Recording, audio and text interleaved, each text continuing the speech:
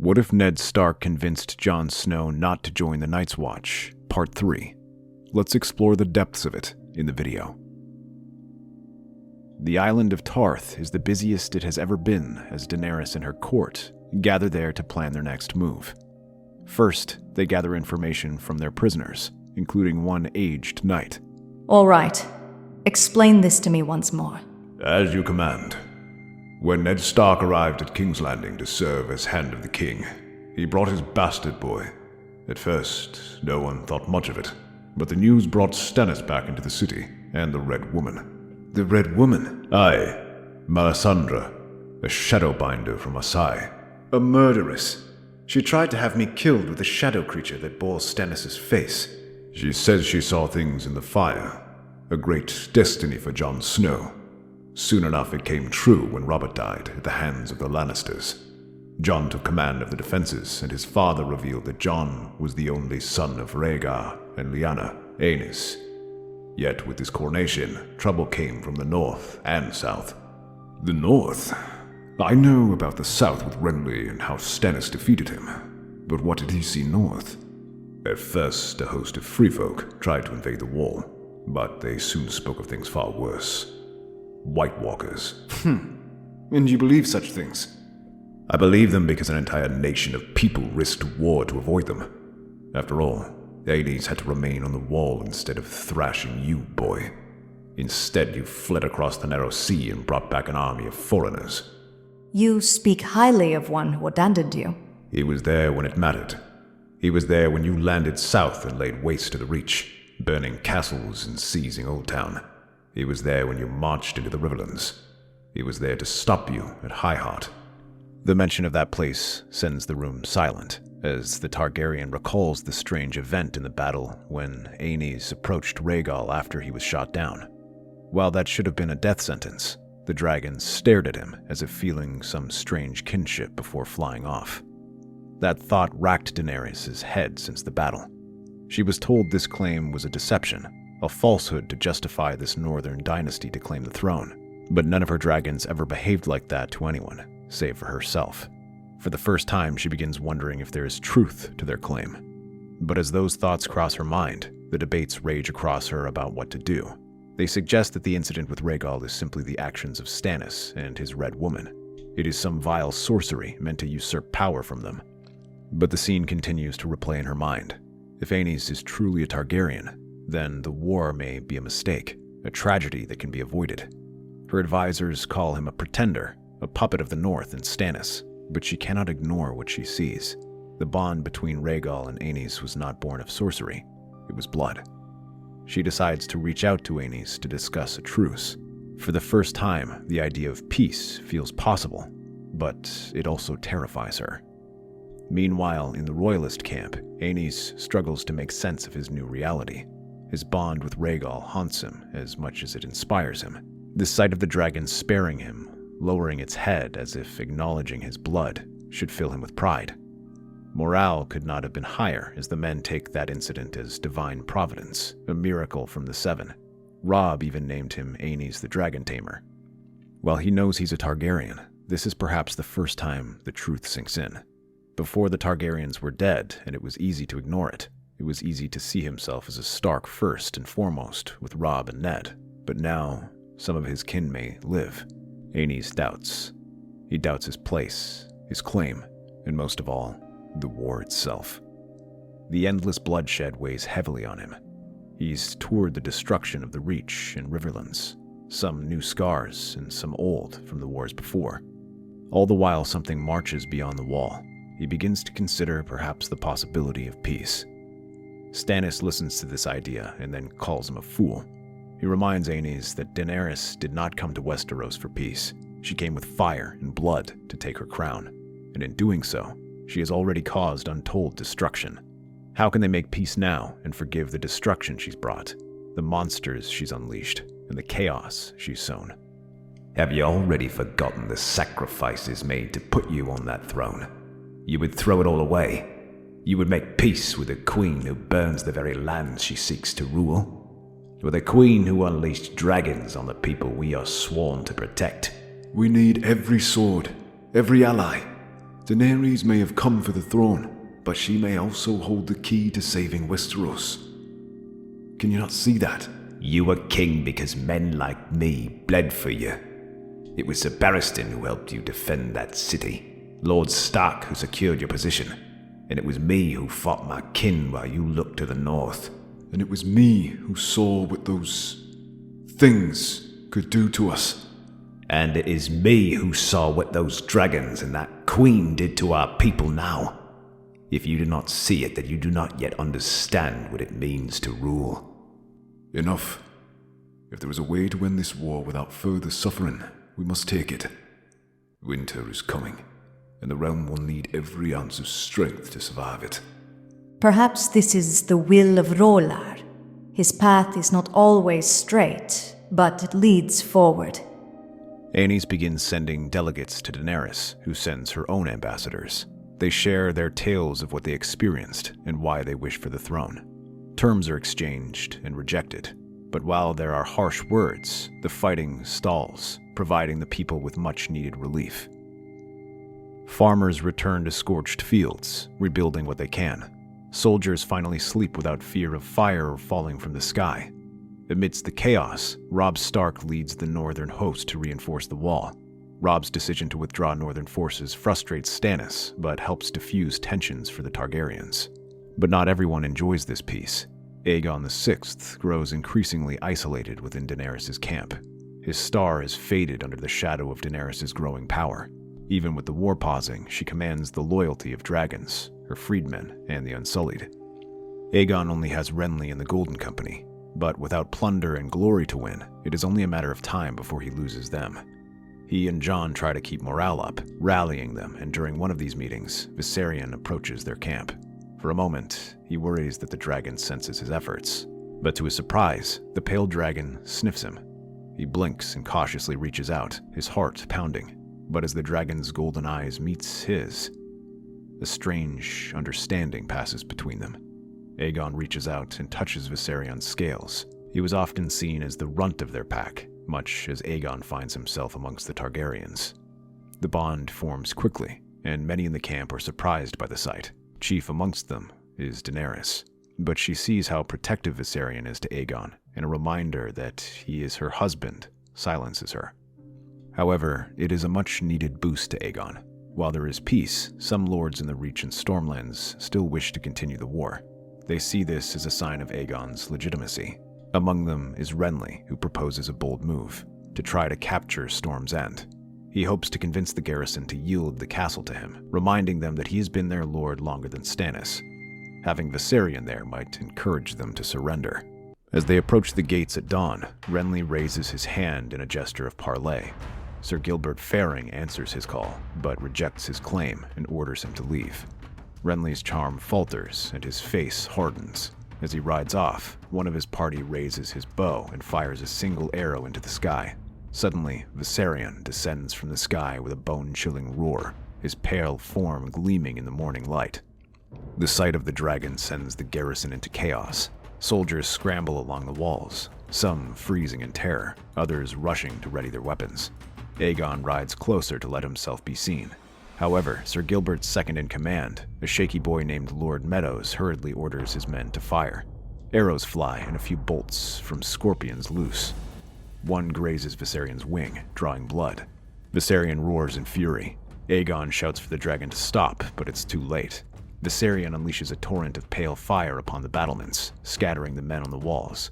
Soldiers scream as they flee, abandoning their posts.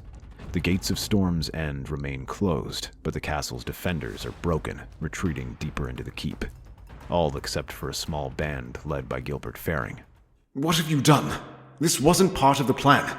You were just supposed to frighten them. They attacked us first. Viserion panicked. Renly curses and runs up to the gates, insisting on his innocence in what happened. But Sir Gilbert doesn't hear it and immediately seizes him and his party. Aegon can only watch as he flies off.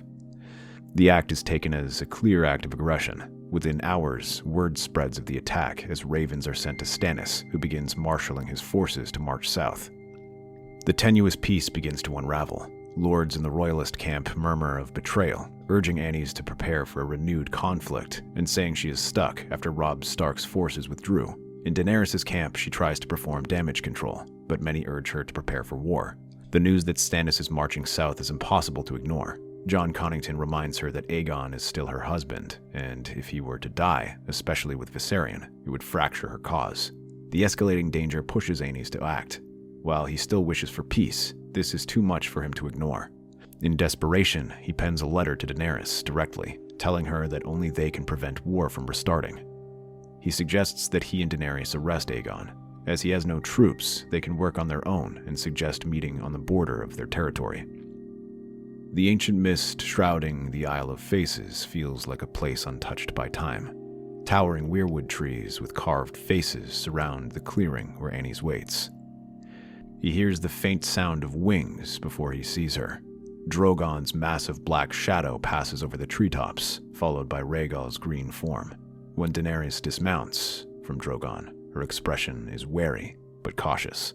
You've brought no guards. I need none. If this meeting fails, it won't matter how many guards I bring. The realm will burn either way. You have risked much to meet me here. Aegon must be stopped. If Stannis arrives, it will plunge us all into war. I know your advisors push you to strike first, to take advantage of the chaos. If that happens, we'll lose everything we've worked for. And what do you propose? We arrest Aegon before anyone else can act. If we take him alive, there will be no excuse for war. Our advisors won't have a choice but to follow our lead. We ride, together, on Dragonback. You would ride Rhaegal. Yet Aenys' voice isn't filled with greed or lust. It's uncertainty and a bit of desperation. If this is to work, we need to move faster than anyone else can. 2 riders are better than 1. And if I am truly who I claim to be, Rhaegal will allow it. Do you know why I named him Rhaegal? After my brother, Rhaegar. My father. You don't sound certain. How can I call a man I never knew my father? Though I wish I had. But perhaps this will be as close as it can be. As do I. Though he never sired me, it was Ned Stark who raised me and protected me. He has always been a father to me, and always will be. Ned Stark. All my life I've only known him as the usurper's dog. I've never truly known him. He's a good man, who would put the lives of others over his honor. Rhaegar may be gone, but he still lives. Perhaps you should meet him first, to decide for yourself. Indeed. Now come. If Rhaegal accepts you, we ride. Aenys approaches the dragon slowly. Rhaegal lowers his head, sniffing at him, his breath hot and heavy. Aenys places a trembling hand on the dragon's snout, and to his astonishment, Rhaegal lowers himself, allowing Aenys to climb onto his back. The blood of the dragon. Moments later, they take to the skies, Rhaegal and Drogon soaring together over the trees and hills, their mighty wings slicing through the air. Aenys grips Rhaegal's spine tightly. Aenys can talk to the lords and small folk all, piecing together every bit of information to narrow down his location. Meanwhile, Daenerys uses her knowledge of the dragons to figure out where he might nest. They find Aegon near his stronghold in Kingswood, Viserion perched atop a craggy hill. The pale dragon lets out a sharp cry as they approach, but Rhaegal and Drogon circle him. Viserion flinches, cowed by their presence. Aegon, standing at the base of the hill, looks up as the 2 dragons land before him, their riders dismounting. Aegon, this madness ends now. You will yield. You are not fit to command me. The crown is mine by right. My claim is stronger than either of yours. You have no authority over me. The crown is not a prize, Aegon. It's a weight on your head. It demands sacrifices you cannot begin to imagine. The realm is bleeding, and if we continue like this, there won't be a realm left to rule. He pauses, thinking of Stannis, who taught him those things, and then sees Aegon. There was a boy not too long ago who only saw the realm as a prize to be won. He nearly dragged us into war. I am not Joffrey. No, but if you continue this path, the differences between you two will grow smaller and smaller. Is that what you wish, Aegon? To become no different than the boy usurper? Daenerys looks at her nephew, surprised by the harshness of his rebuke. But it seems to work as Aegon looks down at his feet, shame crossing his face. Then he nods his head. What do you want from me? Surrender to us and accept the consequences. No harm will come to you or your followers. Very well. I yield. By the time Stannis' host arrives, Aegon is bound and under guard. Aenys and Daenerys stand side by side, Rhaegar and Drogon looming behind them. As Stannis rides into the clearing, his men tense at the sight of the dragons. Between them, Aegon stands with chains around his arms, but his head held high. The Lord of Dragonstone looks up, his face a mixture of irritation and begrudging respect. So you've saved us the trouble. You said that I forgot the sacrifices of my men. Let it never be said that I do not value those who serve under me, so much so that I wouldn't try to waste their lives. War is avoided, Lord Stannis. Aegon is captured, and the realm will not bleed today. You are a fool and a reckless boy. But this was a clever move. With the royal couple already there, negotiations begin to take place with Storm's End as they decide what to do moving forward. Now more than ever, peace seems possible, and Daenerys can see the wisdom in her nephew. This helps put her at ease that the Seven Kingdoms are in good hands. But as they begin to make some progress, the door opens, and Ned Stark strides in, his face pale and grim. The wall has fallen. The armies of the dead have breached it. Robb's host tried to hold them, but they were overwhelmed. The remnants are retreating to Winterfell, but without aid, they won't survive. Then there is no time to waste. The White Walkers are here. The war in the south means nothing if the north falls. We must march north now. I have my forces with me now, and I can gather reinforcements as we march. But getting north will take time. My forces are still in the Reach. If ships can be found, then we can sail them north. It would take too long. We can't wait for the armies to gather. If Winterfell falls, the north is lost. The three of us, we ride ahead on the dragons. We fly day and night. If we can hold Winterfell until the reinforcements arrive, we might have a chance. 3. Aenys glances at Aegon, and his face hardens. You've made a grave mistake coming here. But if you truly wish to grow into the wise king you think yourself, then now is the time to march. We need every dragon we can get. I will fly with you. I will begin mustering the southern lords. We'll march as fast as we can while Lord Tyrion can transport the Queen's army up north. But know this, Aenys. If you fail, Winterfell will not be the last to fall. The 3 Targaryens take flight, their dragons soaring into the cold northern skies. Rhaegar, Drogon, and Viserion cut through the air, flying without rest and ignoring icy winds. The long nights stretched endlessly ahead. Daenerys and Aenys exchange a few words, their focus on the horizon.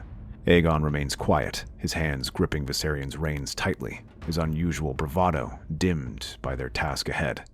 When they finally reach Winterfell, the sight is bleak. The castle stands defiant against the snow, its walls bristling with makeshift defenses. Smoke rises from within as the women and children are sheltered in the keep, while those who remain fight to hold the outer defenses. Catelyn Stark stands on the battlements, along with Arya and Sansa, coordinating supplies and appearing to help raise morale. Whites swarm the outer walls like a tide, their icy shrieks piercing through the howling wind. Then a roar splits the sky. The defenders look up as Drogon dives, his flames engulfing the undead below. Rhaegar and Viserion follow. For the first time in days, hope ignites in the hearts of the defenders. They cheer as the 3 Targaryens swoop low. Large portions of the battlefield are burned to provide the defenders with some relief. For several days, the dragons hold the dead at bay. Aenys, Daenerys, and Aegon take turns directing their dragons, burning through waves of whites, and even taking down a few White Walkers. However, the walkers are smarter than they seem, and after the first days, they begin to target the dragons, hurling icy spears and setting traps. They happily sacrifice hundreds of whites as bait to target the dragons. Some of these spears graze the dragons, slowly wearing them down. But as the dead press relentlessly, the dragons buy precious time. Slowly, contingents of southern soldiers begin to arrive. Unsullied, freedmen, sellswords, and Lannister men land on the stony shores. Stannis' forces, Riverland Knights, and even Reachmen all rush in from the south, riding as fast as they can. The dragons ensure they have room to ride in Winterfell, stiffening the defenses or launching hit-and-run attacks. Slowly, the battle begins to even out as the ancient castle gains extra defenders, while the dragons remain kings of the sky. That is, until one night, as a blizzard descends on Winterfell. But amidst the howling winds, a guttural roar, deep and unnatural, echoes across the snow. From the storm emerges a massive creature, its wings blotting out the moonlight. Its body is skeletal and covered in jagged ice, its eyes burning with a cold, malevolent blue. Upon its back rides the Night King, his expression as unfeeling as death itself, atop an ancient ice dragon.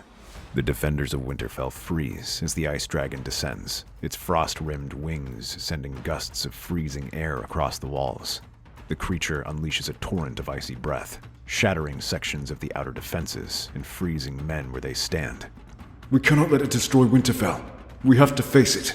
Aegon hesitates, staring at the Night King with a mixture of fear and fury. But a look from Aenys helps rally him, and he follows after them. Aegon nods grimly, mounting Viserion. The three dragons rise into the blizzard, their roars cutting through the storm as they ascend to face the Night King and his ice dragon. As they fly higher, a burst of icy wind strikes them from the side. Daenerys urges them to scatter as the ice dragon flies past them, larger than Balerion, larger than any dragon.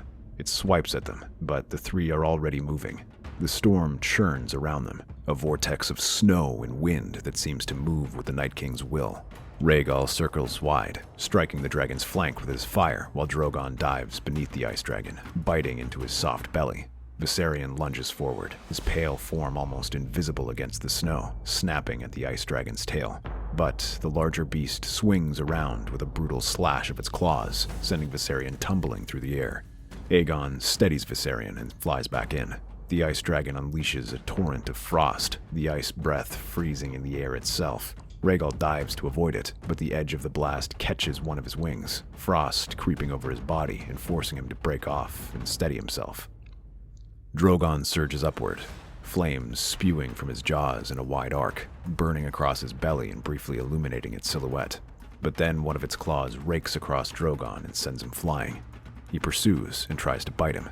Drogon roars in pain, but Daenerys holds firm, steering him into a tight roll that sends the ice dragon momentarily off balance. As they are scattered, the ice dragon sweeps his mouth and unleashes a chilling volley of cool air all around them, nearly scattering them.